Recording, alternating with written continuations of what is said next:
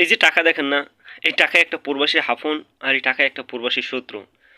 হাফনের শত্রু এটাই পার্থক্য, যখন আপনি প্রবাসে আসেন তখন ঠিক আছে নতুন নতুন যখন টাকা দিবেন তখন সবার কাছে ভালো, আরে কি আদর মায়া যত্ন কত কিছু দেখাইবো সেটার ভাষা প্রকাশ করা যাবে না। যখন আপনি কিছুদিনের জন্য টাকা দিতে পারবেন না, হয়তো 1-2 মাসের জন্য যদি টাকা না দিতে পারেন, তখন দেখতে পারবেন তাদের আসল রূপটা কি, যে তারা আসলে কী চায়। আপনার কাছে টাকা চায় নাকি অন্য কিছু।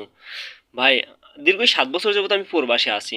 তা অন্ততপক্ষে আমি কম বেশিটা কিছু বুঝি যে একটা পরিবার বা মানুষে বা আত্মীয় স্বজন বন্ধু বান্ধব কী চায়। তাদেরকে যখনই টাকা দিতে পারবা তখন সবাই ভালো। তখন আহারে কত মায়া দেখাইবো, কত যত্ন নিব, কত আদর করব।